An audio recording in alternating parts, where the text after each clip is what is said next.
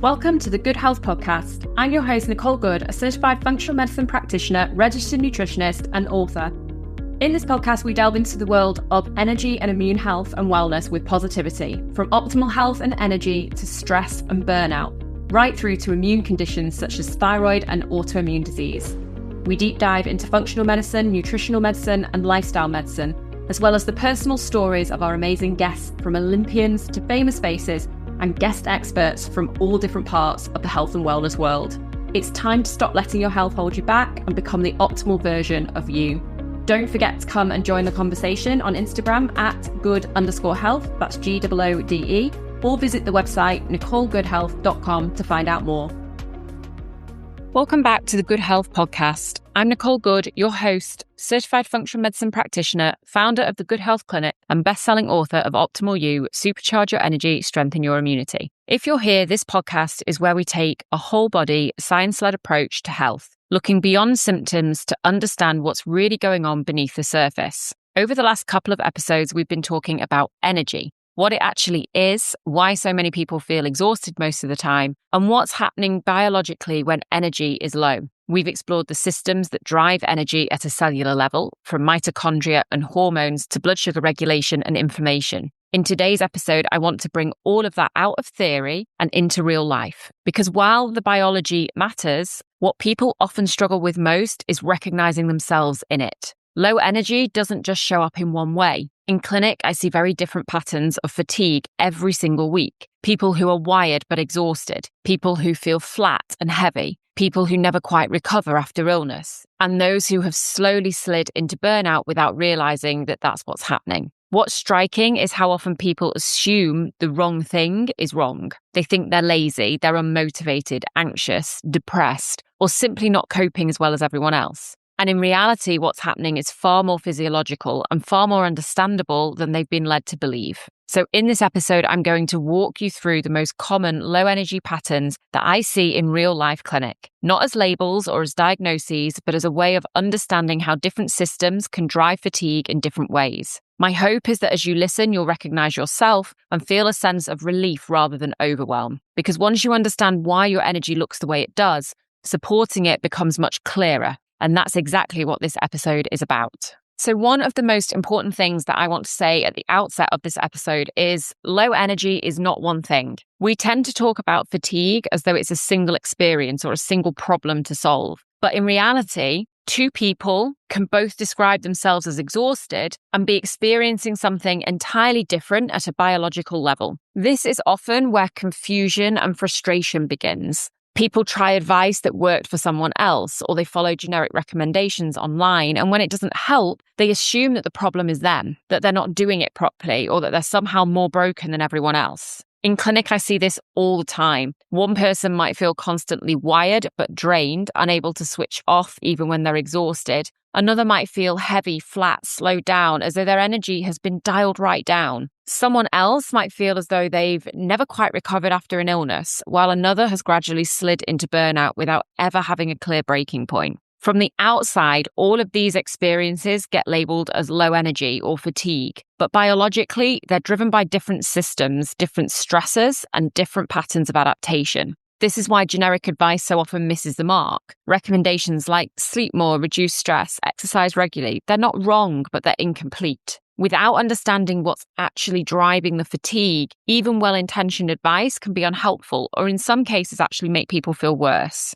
Another reason this matters is because many people fall into the trap of self-diagnosis. They hear about a condition or a label, they recognize one or two symptoms and assume that that must be what's going on. And while labels can sometimes be useful, they can also create unnecessary anxiety or lead people down the wrong path. The approach I want to take today is different. Rather than diagnoses or labels, we're going to talk about patterns of low energy that I see every week in real people, patterns that reflect how the body adapts to stress, illness, inflammation, and prolonged demand. Low energy isn't a single diagnosis. It's a pattern that shows up differently depending on what's driving it. As we go through these patterns, you may recognize yourself clearly in one of them. You may recognize aspects of more than one, and that's completely normal. These patterns can overlap and they can change over time. The goal here isn't to put yourself into a box, it's to understand your body's current state a little bit better. so that supporting your energy feels clearer and less overwhelming.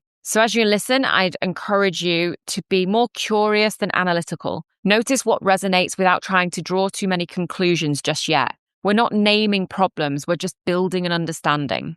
With that in mind, let's start with one of the most common energy patterns that I see, particularly in people who are high functioning, capable, and very used to pushing through. It's the pattern that is often described as wired but tired. So let's jump straight in and look at the pattern that I probably hear described the most often, particularly by high functioning people who are used to getting on with things, being reliable, holding a lot of responsibility. And this is the wired but tired pattern. This is the person who feels really exhausted, but not in a way that naturally leads to rest. The body is tired, sometimes really deeply tired, but the mind stays switched on. There's often a sense of being on even when you want to be off. People describe this in lots of ways. Some say, I'm shattered, but I can't relax. Others say, I'm tired all day and then suddenly come alive at night. Some people tell me they feel like their body is heavy, but their brain is buzzing. Or they'll say, I'm tired, but I don't feel sleepy. You might recognize that feeling of being exhausted at the end of the day, yet the moment you get into bed, your mind starts running through everything. Conversations, to-do lists, worries, ideas, planning, problem solving. It can feel like your body is really trying to rest, but your nervous system doesn't know how to downshift. In this pattern, sleep is often frustrating. You might fall asleep really easily because you're so tired, but wake in the early hours and then struggle to get back off to sleep. Or you might lie awake for ages feeling tired yet alert. Some people wake up with the heart beating faster than it should, or they wake already thinking. Others describe a sense of internal restlessness, so not necessarily anxious thoughts, just a nervous system that won't settle down. A lot of people in this pattern also rely on caffeine to get going, not just because they enjoy coffee, because they feel like they can't function without it.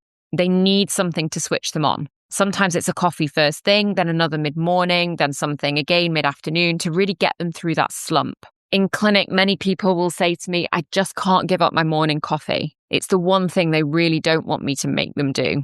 Others don't necessarily use caffeine heavily, but they'll rely on adrenaline in other ways. So deadlines, pressure, urgency, the feeling of being needed. They might say, I'm fine when I'm busy, but as soon as I stop, I crash. Or I only feel energized when I've got something really important to do. The body is exhausted, but it is being propped up. What's interesting is what people think is wrong with them when they're in this pattern. They often assume it's an anxiety. They'll just say, I'm an anxious person, or I overthink everything. They may feel frustrated with themselves for not being able to switch off, or you're going to blame yourself for your stress management. I'm not doing enough meditation. I need to be better at relaxing. And of course, stress management matters. But what I really want to emphasize here is that this pattern is not a personal failing. It's a physiology. When someone is wired but tired, what's often happening underneath is chronic stress signaling. That can be emotional stress, cognitive load, overwork, under-recovery, internal pressure, perfectionism, but it can also be physical stress. So things like inflammation, blood sugar swings, gut issues, poor sleep, unresolved infections. The body doesn't really distinguish between types of stress. It responds to load. Over time, if the body perceives ongoing demand or threat, the nervous system shifts into a more vigilant state. This is the sympathetic system. It's part of the nervous system that's designed for action, alertness, and response. It's not inherently bad. We need it. But we also need the ability to come back into parasympathetic regulation. That's the state where digestion, repair, recovery, and deep rest can happen. In wired but tired, that downshift becomes difficult. The nervous system becomes biased towards alertness, and it's as though the body has learned that it can't fully switch off because it has to stay ready. It has to stay alert, ready for that next email, ready for the next demand, the next problem, the next thing that could go wrong.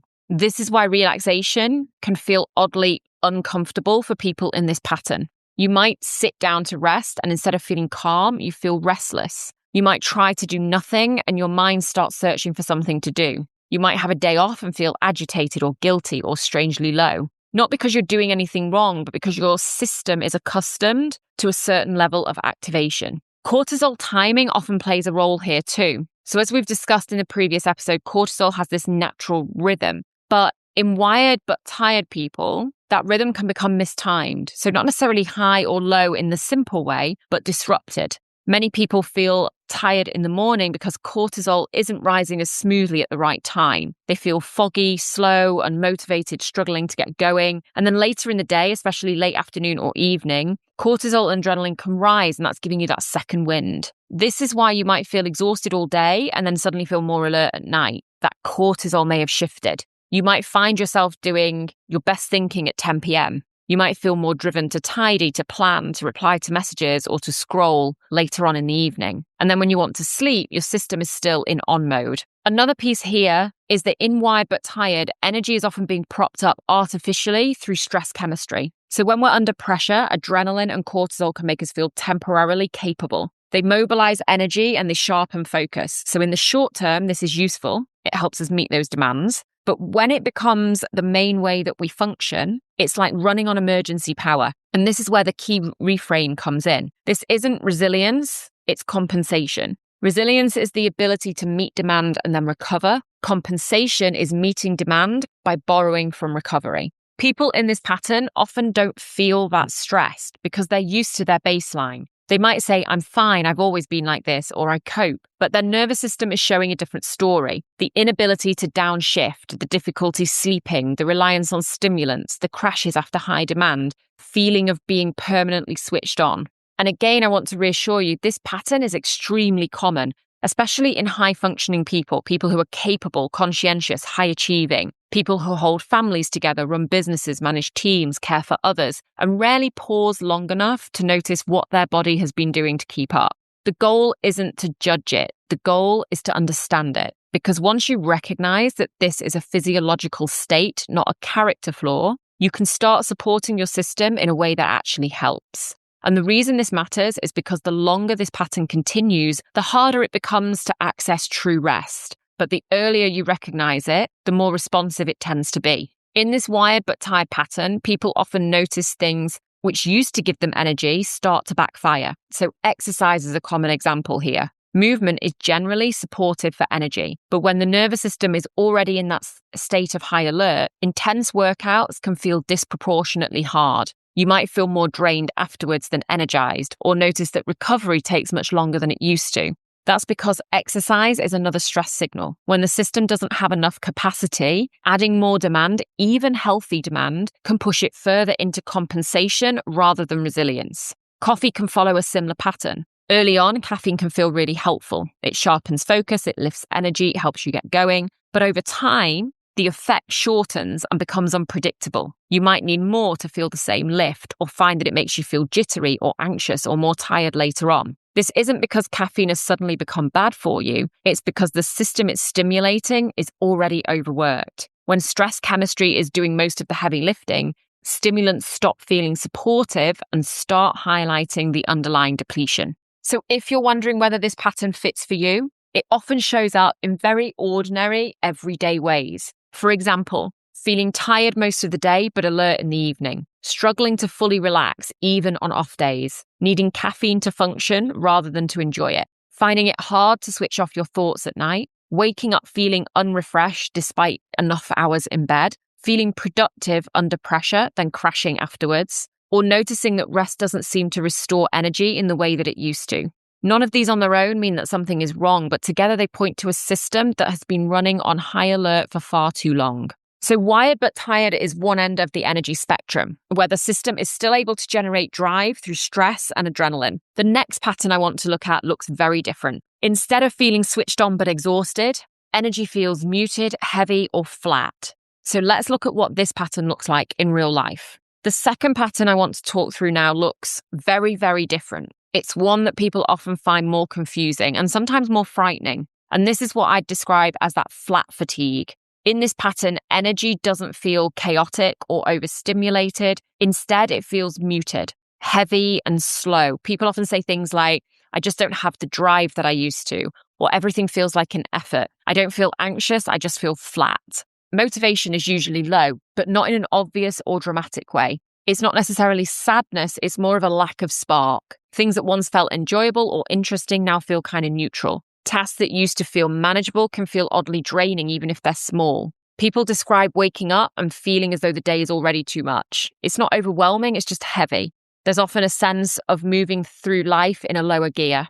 as though energy has been dialed down across the board. Emotionally, this pattern can feel unsettling. People worry that they're becoming depressed or that something has shifted in their personality. They may say, I don't feel like myself anymore, or I just don't care about things in the same way. Others assume they've become lazy or unmotivated. They might criticize themselves for not pushing harder, or you might be comparing yourself to how you used to function and feel frustrated that you just can't get back there. What's important to understand is that flat fatigue is not a moral or psychological failure, it's a biological state. Underneath this pattern, what's often happening is energy conservation. So after a long period of stress or illness or sustained demand, the body is going to reduce output in order to protect itself. And this isn't collapse, it's regulation. At a cellular level, mitochondrial output is often reduced. Not because the mitochondria are damaged, but because they are responding to signals that the environment isn't currently supportive of high output. So the system shifts from performance to preservation. This is why everything feels like an effort. The body is deliberately becoming economical with its energy. Non-essential processes are going to be scaled back. So that drive, that motivation, even emotional reactivity may be dampened. Not because the system is broken, but because it's trying to prevent further depletion. Clinically, this pattern often follows a long stretch of pushing through. That might have been months or years of chronic stress, caregiving, overwork, poor sleep, or unrelenting pressure. It can also follow illness, particularly viral illness, where the body has had to redirect energy towards recovery for an extended period of time. In many cases, people don't notice the transition happening. They function maybe in a wired but tired state for a long time, and then gradually you've slid into this kind of flat fatigue without a kind of clear moment of collapse. So you don't burn out dramatically, it's just that lost capacity that quietly creeps in. And because this pattern doesn't come with obvious anxiety or adrenaline, it can feel harder to explain to others. There's no clear narrative. People may look fine from the outside, yet feel deeply underpowered from the inside. Flat fatigue is what happens when the body decides that continuing to compensate is no longer safe. So it slows things down, it reduces output, it asks for less demand. Not through panic or alarm, but through heaviness and lack of drive. This is also why forcing motivation rarely works in this pattern. Trying to push harder often just increases frustration and can deepen the sense of failure. The system isn't looking for more stimulation, it's looking for conditions that allow energy production to recover safely. So when supported appropriately, with regulation, rest, nourishment, and gradual rebuilding, this pattern can shift. But it needs a very different approach from the wired but tired energy. And that distinction matters because when people misunderstand this pattern and apply the wrong strategies, more stimulation, more pressure, more discipline, they often feel worse, not better. Understanding that flat fatigue is a protective state can be incredibly relieving. It reframes the experience from something that has gone wrong to my body is trying to keep me safe. And that understanding is the first step towards restoring energy in a way that actually works.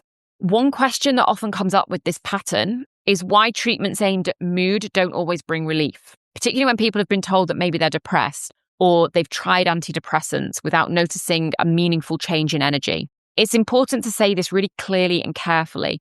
Antidepressants can be really helpful and appropriate for many people. In the right context, they can be life-saving. But flat fatigue is not always driven by a primary mood disorder. In this pattern, low mood or emotional flatness is often secondary to low energy rather than the cause of it. When the body is conserving energy, it naturally downregulates that motivation and emotional reactivity and drive. It can look like depression, it can even feel like depression, but biologically the driver is different. If mitochondrial output is reduced, if inflammation is present, or if the system is still recovering from prolonged stress or illness, addressing neurotransmitters alone may not resolve the underlying issue. This doesn't mean that the experience isn't real or that psychological support isn't valuable. It simply means that energy, physiology, and context matter. When the body's energy systems are supported, emotional tone often improves alongside them, sometimes quite naturally. And this is why understanding the patterns is so important. It helps you to avoid unnecessary self-blame and allows for a more appropriate and whole body approach to recovery. So how does flat fatigue show up day to day? Flat fatigue tends to show up quietly in everyday life. You may feel emotionally muted or indifferent rather than sad. Low motivation, even for things you usually enjoy. A sense that everything requires effort, even small tasks. wanting to rest but not feeling refreshed by rest, feeling slower mentally and physically, difficulty initiating activities rather than completing them, less emotional reactivity than usual, both positive and negative, or a sense of functioning but not really living. Again, none of these on their own mean something is wrong, but together they are reflecting a system that has deliberately reduced output in order to protect itself. So flat fatigue is often a result of long-term demand or prolonged stress. And the next pattern that I want to discuss shares some similarities, but has a different underlying driver. In this next pattern, energy is limited not just by conservation, but by ongoing immune activity. So let's look at what this looks like in real life. The third pattern that I want to talk through is one that many people struggle to articulate and often feel misunderstood or dismissed because of it. And this is post-viral or immune-driven fatigue. In this pattern, fatigue feels disproportionate to what you're doing. You might not be particularly busy, and yet even small amounts of mental or physical effort can leave you feeling wiped out. People often describe it as a sudden drop in energy that doesn't quite make sense. One of the defining features here is crashing after effort.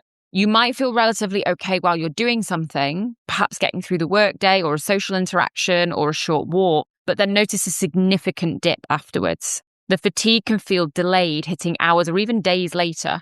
Alongside this, brain fog is very common. So people describe difficulty concentrating, slower thinking, trouble finding words, or feeling mentally cloudy. Tasks that require sustained focus or decision-making can feel especially draining. Recovery also tends to be slower in this pattern. So after illness, stress, or exertion, it takes longer to feel like yourself again. What used to be a quick bounce back now feels drawn out and unpredictable. Understandably, people often assume the wrong thing is wrong. They tell themselves that they're deconditioned or that they've lost fitness or they just need to push a bit harder to rebuild stamina. Others think I should be better by now, especially if the original illness felt mild or happened months ago.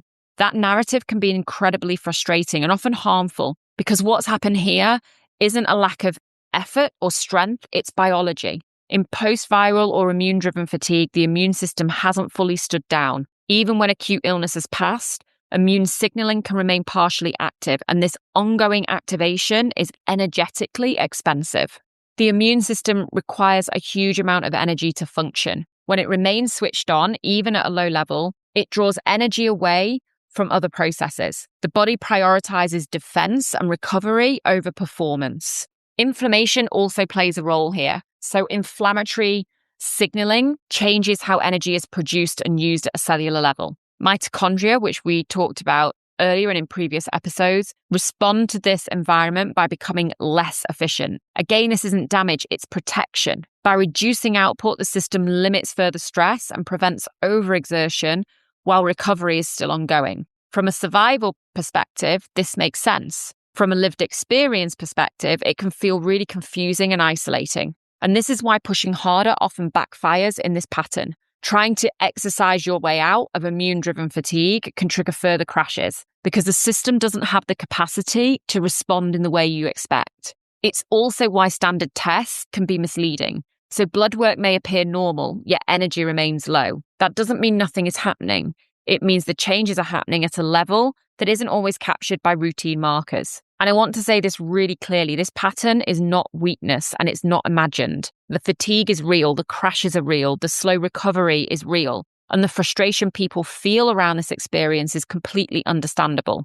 With the right support, pacing, regulation, immune calming, and gradual rebuilding, this pattern can improve, but it requires a very different approach from simply pushing through or forcing stamina. Understanding that your body is still prioritizing recovery can be enormously relieving. It reframes the experience from I'm failing to bounce back to my system is still doing important work. And that shift in understanding is often a turning point because once the body feels supported rather than pressured, energy's far more room to return.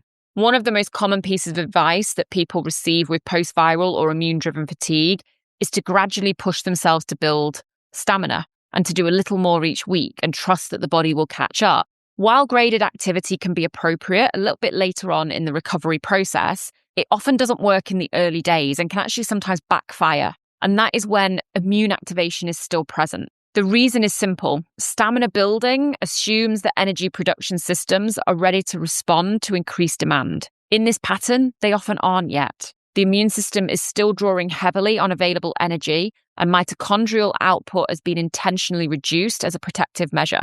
When demand increases too quickly, the body doesn't adapt by producing more energy, it responds by pulling back further. That's when people experience crashes after activity, delayed fatigue, or a flare in symptoms that can take days to settle down. This doesn't mean movement is harmful or that recovery won't happen. It means timing matters. Capacity has to be rebuilt once the system feels safe enough to do so. And understanding this prevents a huge amount of self-blame. If pushing hasn't helped, it's not because you're doing it wrong, it's because your body isn't ready for that strategy yet. So how does this post-viral or immune-driven fatigue show up day to day? What might you recognize? In everyday life, this pattern often looks like feeling relatively okay at rest, but crashing after mental or physical effort. Fatigue often feels out of proportion to what you've done. You can have brain fog, slow thinking, or difficulty concentrating. You need much longer to recover after activity, stress, or illness. Fluctuating energy from day to day rather than a steady low level of energy. Feeling worse the day after exertion rather than immediately after. And frustration at not bouncing back as expected. Again, these signs don't point to weakness. They reflect a system that is prioritizing recovery and protection. So post-viral and immune-driven fatigue is often triggered by illness or inflammatory load. Now, the final pattern I want to talk through shares some similarities, but is driven more by accumulative stress and prolonged demand over time. And this is maybe the one that is the most misunderstood of all. The final pattern that I want to talk through is burnout-style fatigue. This is often the hardest one for people to recognize and the one that carries the most self-judgment. In this pattern, energy doesn't just dip or fluctuate, it collapses under stress. Things that once felt manageable, busy week, an unexpected demand, a small illness, an emotional challenge, now feel overwhelming. The body simply doesn't have the buffer that it used to. People often describe feeling as though their resilience has disappeared. They might say, I used to cope with so much more than this, or I don't recognize myself anymore. There's often a sense of fragility, not emotional fragility, but physical and nervous system fragility. Recovery becomes a real issue. Small demands take much longer to bounce back from. A disrupted night's sleep, a stressful conversation, or a slightly busier day can wipe out energy for days rather than hours. And even when there is rest, it doesn't feel restorative in the way that it once did. Sleep in this pattern as well is often unrefreshing. People may fall asleep out of sheer exhaustion often, but wake feeling no better, sometimes worse. There can be early waking as well, or light sleep, or the sense that the body never quite switches off fully. Alongside this, many people actually experience a loss of confidence in their own capacity. They feel less capable, less robust, less reliable than they once were. And this is where the internal narrative can become particularly harsh. People often assume that they've failed, that they're no longer capable, that they've somehow lost what made them competent or strong. For high-functioning people especially, this can be deeply distressing. But what's actually happening here is not personal collapse, it's a physiological state. Burnout-style fatigue reflects a loss of adaptive capacity. Over time, the systems that once helped you cope, your stress hormones, metabolic flexibility, immune resilience, they've all been overused. They've done their job for a long time and now they're depleted. At a biological level, this pattern usually involves multiple systems under strain at once. Stress signaling remains high or dysregulated. Immune activity may be elevated. Metabolic efficiency is often reduced, and the nervous system in particular is exhausted. The nervous system is designed to move between states, alertness and rest, effort and recovery. In burnout-style fatigue, that flexibility is lost. The system struggles to respond appropriately to demand, and it struggles to recover afterwards. And this is why people in burnout often feel both tired and overwhelmed by small things. It's not that the demand is objectively too much, it's that the system no longer has the capacity to adapt to it. And again, this isn't just because you are weak, it's because you've been strong for too long without adequate recovery.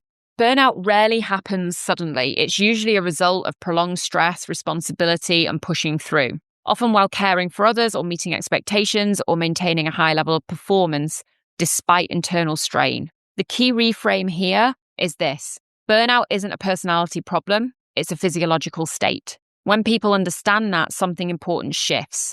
The shame softens, the self-criticism eases, and instead of trying to force yourself back to who you were, you can begin supporting the system from where it is now. Recovery from burnout isn't about becoming more disciplined or tougher. It's about rebuilding capacity. gently, intentionally, and with respect for the body's limits.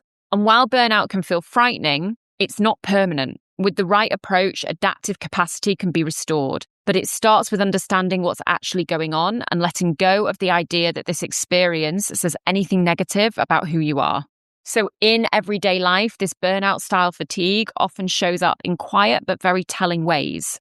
You may feel overwhelmed by tasks that used to feel manageable, energy that collapses quickly under pressure or emotional stress, needing much longer to recover from busy days, travel, or social interaction, sleep that doesn't feel restorative even when you're exhausted, feeling fragile or maybe on edge physically rather than emotionally, losing confidence in your own capacity to cope, a sense of not feeling like yourself anymore, or avoiding situations you used to handle easily because they feel too draining. None of these signs are failure. They are signals that your adaptive capacity has been stretched for a long time and the system is asking, quite reasonably, for a different kind of support.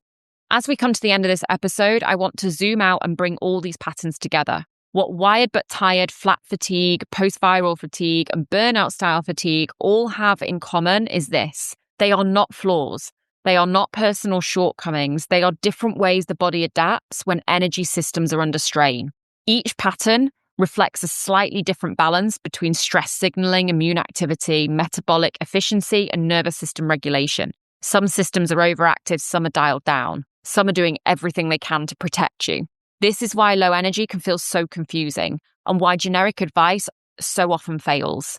Two people can both feel exhausted, yet need completely different support depending on what's driving their fatigue. You might recognize yourself clearly in one pattern. You might recognize parts of yourself in more than one. And you might notice that your energy has shifted from one pattern to another over time. All of this is normal. The goal isn't to label yourself, it's to understand your current state so that the way that you support your energy makes sense for your body. This is exactly what the Optimal Energy course is going to walk you through, understanding why you've got low energy, recognizing what's driving it, and supporting energy step by step rather than trying to fix everything at once. When you stop fighting your fatigue and start listening to it, something changes. Supporting energy becomes less overwhelming, less self-critical, and far more effective. And that's the message that I really want to leave you with today. Low energy is not failure of motivation or resilience, it's communication. And once you understand what your body is telling you, you're in a much better position to respond calmly, intelligently, and sustainably. As ever, you can always reach out to me on Instagram @GoodHealthClinic to let me know what you thought to this episode. Which pattern resonated most with you? Was there one description that felt particularly familiar, or perhaps elements of more than one? And as you think about your own experience of low energy, it may be worth asking yourself a very simple question here. Have you been trying to fix the wrong thing? So many people put a huge amount of effort into doing the right things, yet still feel exhausted because those efforts don't match what their body actually needs. When the underlying driver isn't understood, even well-intentioned changes can feel frustrating or ineffective. One of the most reassuring things I see in clinic is how much simpler things become once that understanding is in place. Once you understand what's driving your energy, everything becomes clearer. You're no longer guessing or pushing blindly or blaming yourself for not improving fast enough. Supporting energy stops being about doing more and starts being about what's appropriate for your system at the right time in the right order. And that's exactly the role of the studio. It's not a collection of protocols or a list of things that you should be doing. It's a place where complexity becomes clarity, where you're guided step by step through understanding your energy and supporting your body in a way that's sustainable rather than overwhelming. You don't need to overhaul your whole life, and you don't need to have all the answers right now. What matters is having a framework that makes sense and support that meets you where you are. So if this episode has helped you feel seen, understood, or a little bit less alone in your experience of fatigue, then it's done its job. Because energy is not about willpower, it's about listening, understanding, and responding with care. And that's exactly what we'll continue to explore as we continue to dig into energy. So sign up to the waitlist for the studio below in the show notes or on our website.